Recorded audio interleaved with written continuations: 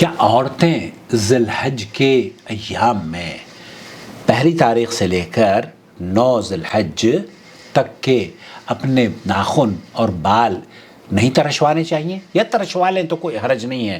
یہ سوال پوچھا جا رہا ہے مفتی مملکت سعودی عرب سے. سنتے ہیں ان کا جواب. يقول بعض الناس بأن تسريح الشعر في العشر الأواخر محرم، فهل هذا صحيح؟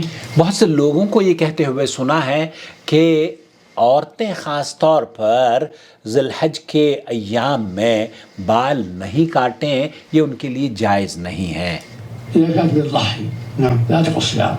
آپ اگر ذبح کر رہی ہیں اپنی طرف سے، جانور خریدا ہے آپ نے اور آپ اس جانور کو ذبح کریں گی، تب آپ کی طرف سے قربانی چونکہ آپ کر رہی ہیں تو اس وقت آپ بال اور ناخن نہ ترشوائیں، یہ سنت ہے. ہاں، ترید تضحی وإلا فلا حرج. تو شیخ فرما رہے ہیں کہ اگر آپ ذبیحہ کرنا چاہتی ہیں نا، قربانی کا جانور ذبح کرنا چاہتی ہیں، تب تو آپ اپنے بالوں کو روک سکتی ہیں اور ناخن نہ کاٹیں، یہ سنت عمل ہے. لیکن اگر ایسا نہیں کر رہی ہیں تو آپ قربانی نہیں کر رہی، فلا حرج، پھر اب اس کی ضرورت نہیں ہے کہ آپ اس تکلف میں پڑیں. لا حرج علیہا.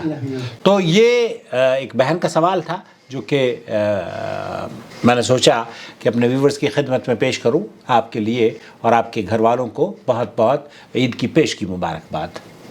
الحج أشهر معلومات فمن فرض فيهن الحج فلا رفث ولا فسوق ولا جدال في الحج وما تفعلوا من خير يعلمه الله وتزودوا فإن خير الزاد التقوى واتقون يا أولي الألباب.